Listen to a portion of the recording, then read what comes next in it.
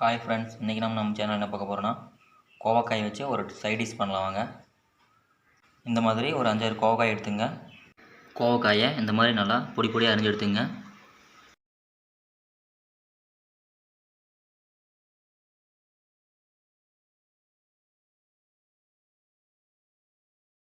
இது கூடயே பெருவெங்காயம் ஒன்று நல்லா அரிஞ்சு போட்டுங்க.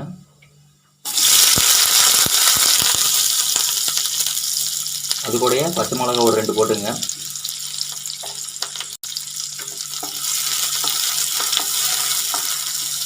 நல்லா வதங்கி விடுங்க.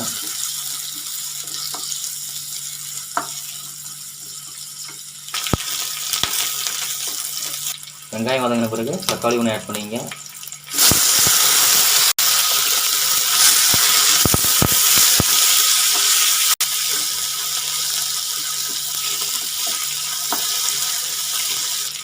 தக்காளி வெங்காயம் வதங்கின பிறகு கருவேப்பிலை ஒரு கொத்து போட்டுங்க.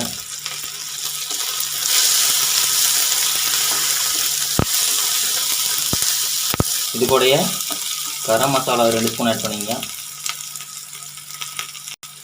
அது கூடயே மஞ்சத்தூள் 1/2 ஸ்பூன் ஆட் பண்ணிங்க.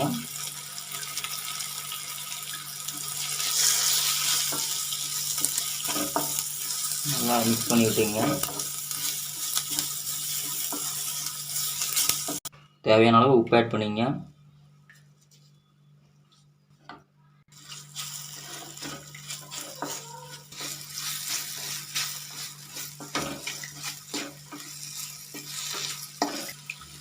இப்போ நம்ம நறுக்கி வச்சிருக்கிற கோவக்காயை போட்டுக்கலாம்.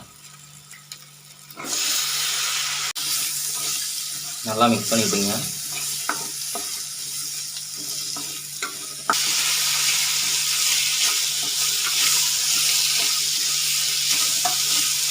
நம்ம இது கூடயே கோவக்காய் வேகிறதுக்காக ஒரு 1/2 டம்ளர் தண்ணி ஆட் பண்ணிக்கலாம்.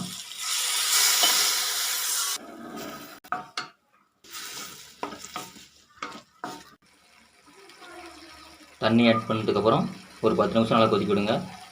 கோவக்காய் சைட் டிஷ் ரெடியாக இருக்கும். இங்கே பாருங்கள், கோவக்காய் சைட் டிஷ் ரெடி ஆயிடுச்சு. இப்போ நம்ம இதை இறக்கிக்கலாம்.